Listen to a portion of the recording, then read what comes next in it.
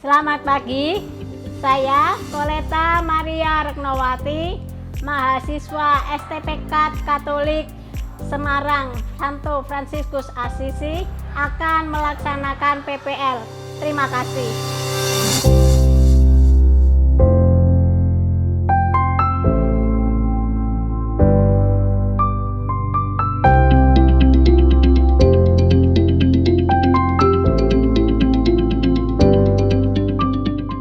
Toleransi antar umat beragama telah menjadi budaya bangsa Indonesia. Kehidupan yang rukun dan damai, cerminan Indonesia.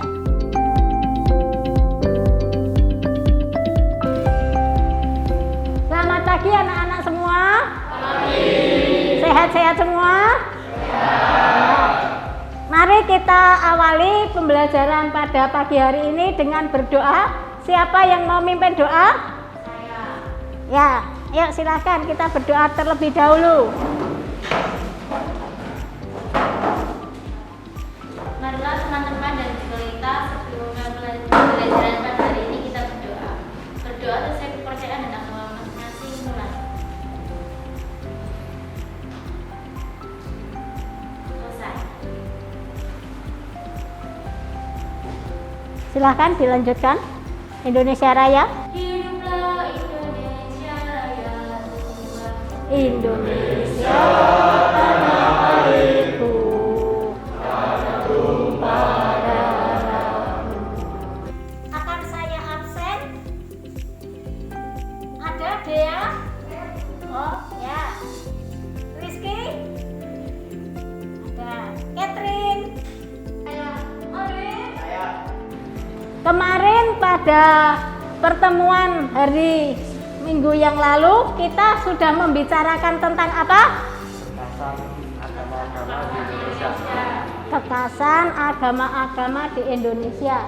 Nah, pada hari ini kita akan membahas tentang dialog dan kerjasama antar umat beragama. Masih merupakan kelanjutan dari materi yang kemarin. Di Indonesia ada 6 agama, dan 6 agama itu biar dapat hidup rukun maka ada yang namanya dialog ya. Ada yang namanya saling bekerja sama. Nah, apa yang akan kita tuju pada hari ini, tujuan kita hari ini yaitu kita dapat menganalisa sebab akibat munculnya tindak intoleransi ya. Intoleransi dalam kehidupan beragama. Kemudian kita juga dapat menganalisa usaha-usaha dalam mengatasi intoleransi tadi ya. Saya berikan permasalahan intoleransi yaitu kasus ya, kasus intoleransi dalam pemilihan ketua OSIS di SMA Negeri 52 Jakarta ya. Nanti kalau kalian pengen lengkap silahkan melihat di link yang sudah tertera ya. Nah, di kasus pada intoleransi dalam pemilihan ketua OSIS di sana ada diskriminasi. Ketua OSIS yang dipilih harus beragama titik-titik tertentu ya. Tidak boleh agama lain selain agama tersebut ya. Nah, kejadian itu dieksplor oleh siswa-siswanya sendiri. Siswa-siswanya itu berani melaporkan ya, karena yang tidak membolehkan adalah aparat di sekolahnya ya. Kemudian dilaporkan dan sehingga ada dari partai itu datang ke sana, ke sekolahan tersebut untuk sidak sehingga timbul masalah mengapa itu terjadi sampai ada rapat bersama para pimpinan sekolah dan fraksi dari PDI tersebut ya. Itu masalah yang terjadi. Kemudian bagaimana usaha-usaha kita untuk mengatasi masalah-masalah tersebut ya. Ada intoleransi. Nah, bagaimana kita mengatasi hasilnya. Nanti kalian akan masuk dalam kelompok untuk membahas tadi masalah intoleransi tadi, sebab-sebabnya apa, kemudian akibatnya apa ya. Setelah itu kalian juga akan memberikan jawaban bagaimana usaha-usaha kita mengatasi adanya intoleransi ya.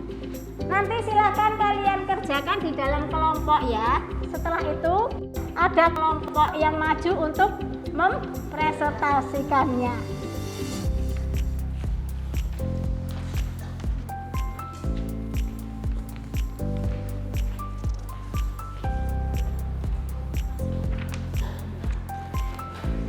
Sudah semua menerima lembar kerja? Nah, sekarang silakan kalian mengerjakannya.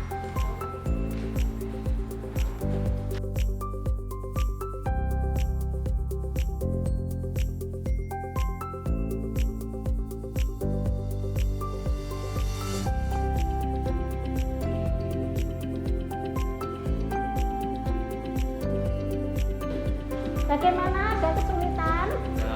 Sudah jelas? Ya, silahkan dilanjutkan. 2 LKD ya. Kelompok ini ada kesulitan? Ya, silahkan dilanjutkan ya. Kelompok ini ada kesulitan? Ya, silahkan dilanjutkan, ngerjakan.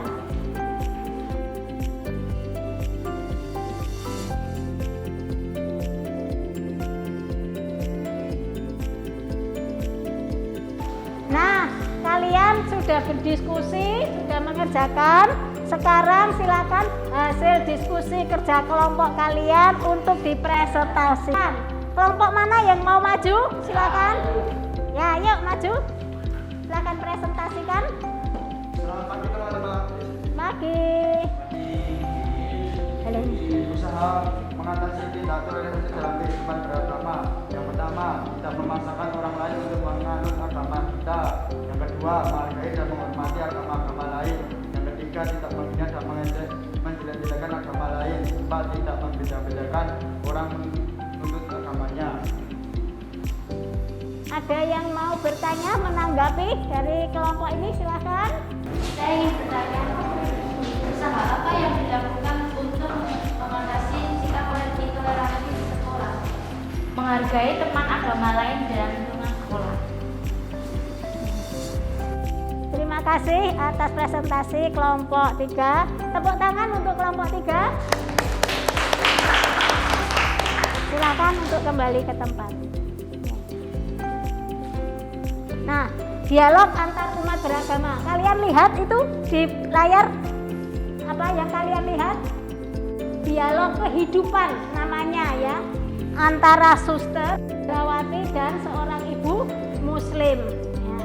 Itu salah satu contoh adanya dialog kehidupan. Dan di sana juga ada dialog iman. Apa itu dialog iman?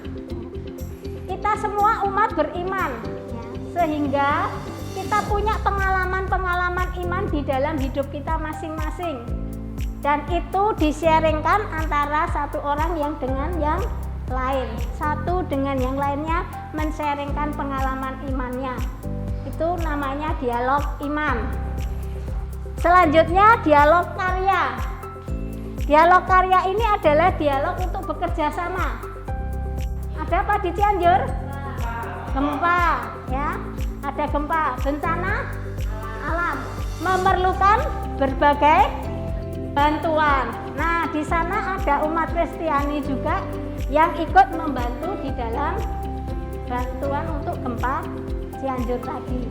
Nah, disitulah kita saling membantu, namanya dialog kerja sama. Tidak memikirkan dari agama mana. Selanjutnya,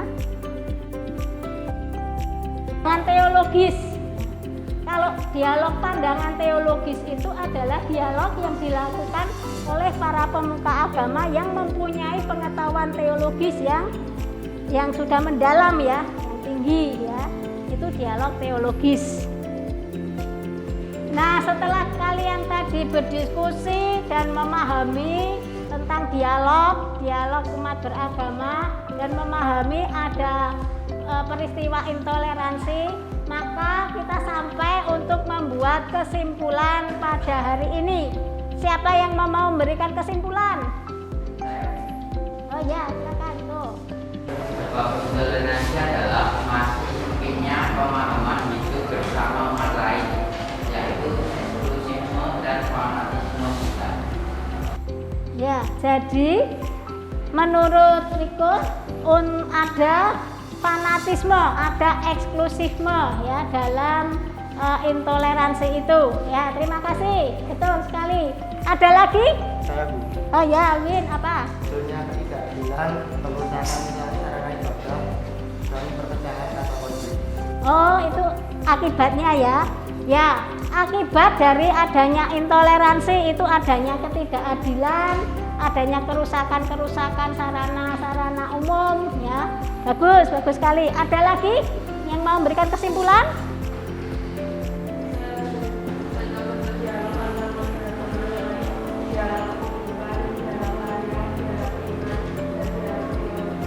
Oh, bentuk-bentuk dialognya yang kamu sebutkan. Bagus.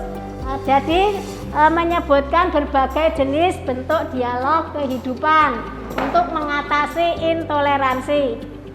Nah, saya ulangi kesimpulan tadi ya, yang kalian berikan tadi saya rangkum. Sebab-sebab dari intoleransi adalah adanya sempitnya pemahaman hidup tentang ajaran agama. Ya, yang pertama, yang kedua, adanya eksklusivisme.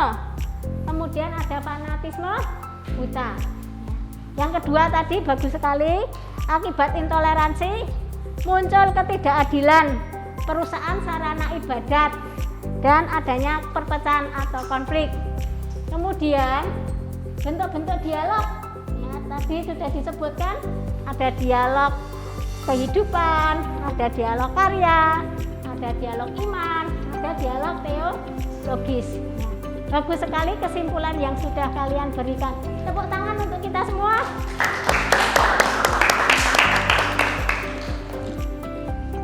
Selanjutnya saya akan berikan peneguhan terhadap pembelajaran pada siang hari ini.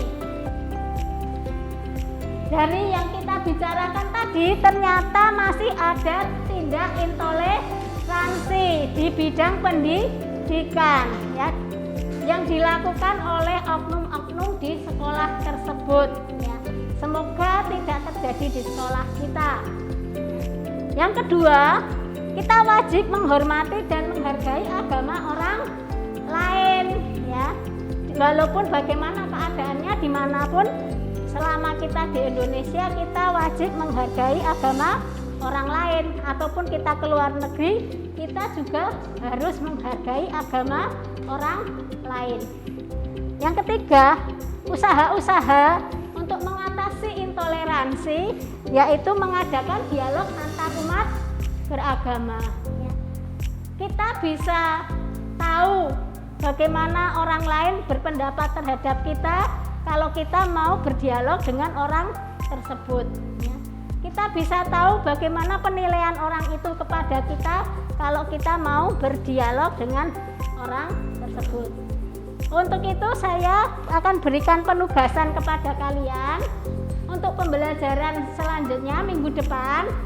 Silakan kalian buat puisi ya. Buat puisi tentang dialog kehidupan.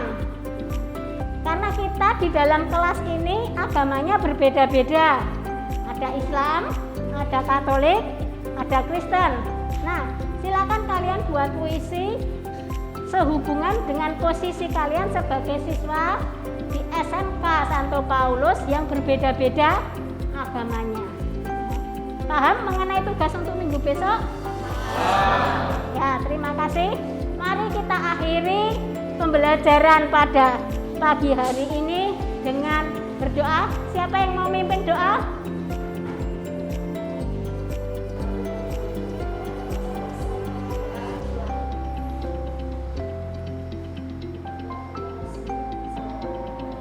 Bapa dan Putra dan Roh Kudus. Amin. Selamat siang, terima kasih. Semoga kalian nanti melanjutkan pembelajaran untuk jam selanjutnya.